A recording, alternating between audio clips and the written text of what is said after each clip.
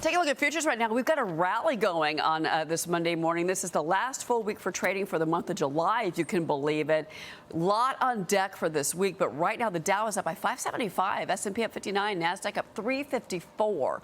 So reversal from what we saw last week because all three major indices finished the week in the red.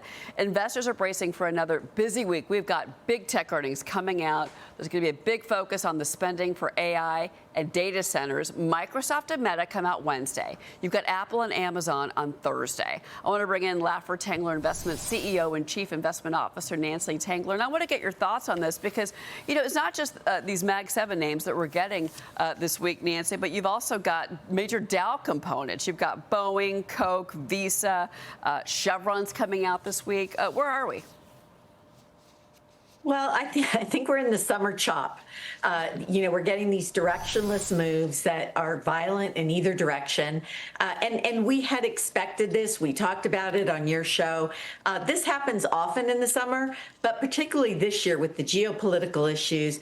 And then, of course, the question about whether or not the big tech companies are overspending. And so you're getting daily movement, headlines, and that's what the algorithms follow, and that's what the hedge funds follow. Ryan Payne, jump in here. We've been talking about this morning. I mean, if you look at the estimates here for names like whether it's Microsoft or Meta, in particular with Microsoft, 16% jump year over year for earnings per share is the estimate. Apple, 20%. There's going to be a lot of pressure on these names. Yeah, Nancy, and look, we've seen revenue growth is obviously still phenomenal. And I think, there could be another rotation back into these stocks. But my bigger concern is, and we can take the semiconductors as a great example of this, if you start looking at the long-term earnings growth expectations from analysts, it's like 60% a year. And, if you look at specifically semiconductor stocks, which are very cyclical, they were actually losing money 3 years ago. Now, all of a sudden, they're going parabolic. We know that their earnings were up something like 160% over the last 12 months. So I worry here. A lot of it's a capacity issue, so they can keep raising their prices. But at some point, you increase capacity. You have very, very cyclical stocks. Could it just abruptly at some point, you could see some of these semiconductor names just drop like a rock? I think it's kind of almost a dangerous trade right now, given how high the expectations are. It's interesting. That's a good point. Nancy, what do you make of that? Well, I think there's some truth to that. And good morning, Ryan and Cheryl. Good morning. But here's my position on this. We've been talking about the cyclicality of semiconductor stocks for the last 5, 6, 7 years. And many of those names have continued to outperform as semiconductors proliferate every aspect of our lives. There's an interesting paradox going on in the market where we're punishing companies that are spending, the hyperscalers, and we're punishing the companies who are the beneficiaries of that spending. So I think there's a desire by the market to hate this trade. That's always good news for long-term bulls. So we've been adding to a number of the names. And while this party will end at some point, hopefully wise investors, and we plan to be one of them, will begin pivoting to the new technologies and the beneficiaries of those technologies. Most of the industrial names, financials and healthcare, are benefiting in significant ways from the AI portion, not to mention physical AI space and quantum, which will be in the future. So we're still very optimistic.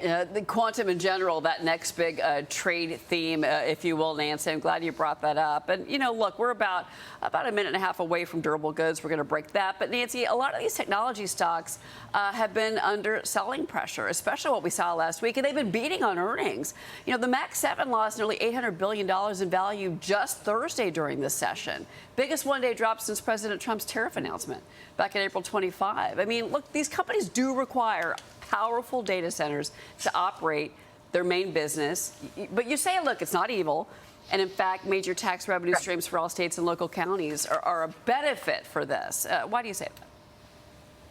Well, I mean, we saw in Louisiana, and thank you for bringing that up, Cheryl. We saw in Louisiana a parish that gave teachers a $50,000 bonus because of data center tax revenues, which was more than most of them made in an entire year.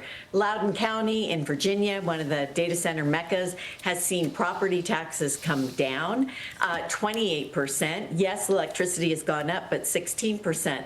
So you're only hearing one side of the story from the media, and I think the states and the counties that are embracing data centers will be glad they did. I think we'll find a solution to the power problem, not to mention the cost of it, and the same with water usage. So I would hate to see a nation where we stepped away from innovation and progress because we are in an arms race with China as it relates to AI. Absolutely. And you know what? Look, I mean, we're getting durable goods costing for the month of June. I just want to get these numbers out here because actually a little bit better than expected. Just want to point out here that month over month for June durable goods, the expectation was a gain of 2.5%. We came in at 3%.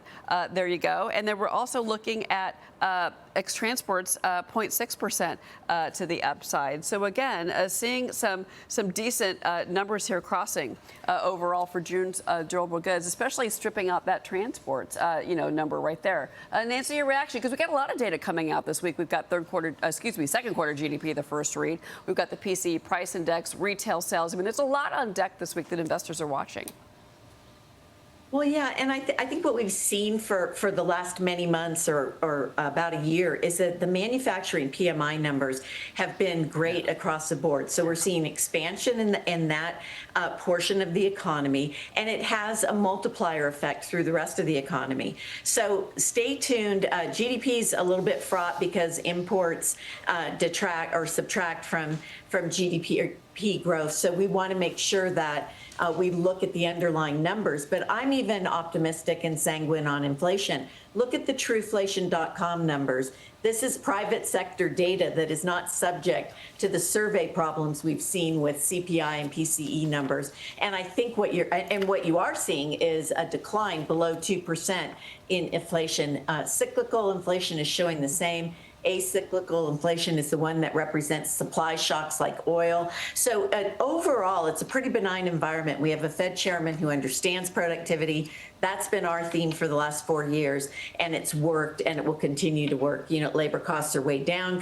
Low-end consumer earnings are up 5.5%. There's a lot to be optimistic about in the economy. No, whether it's CPI or PPI, the employment numbers, the initial claims numbers we got last week, I mean, all of it is just pointing to a really strong economy, and that underpins what we're going to see, obviously, from the Federal Reserve and Kevin Warsh. That meeting, that decision is going to come out on Wednesday. The meeting is Tuesday, Wednesday. And I want to correct myself really quick. 0.3% to the upside on the month-to-month durable goods is actually much worse than expected, but the other two reads better than expected. So kind of a mixed story here with the durable goods story for all of us. A lot to watch this week on the economy. Nancy, it's always great to have you on the program. Nancy Tengler, thank you. Thanks so much. All right.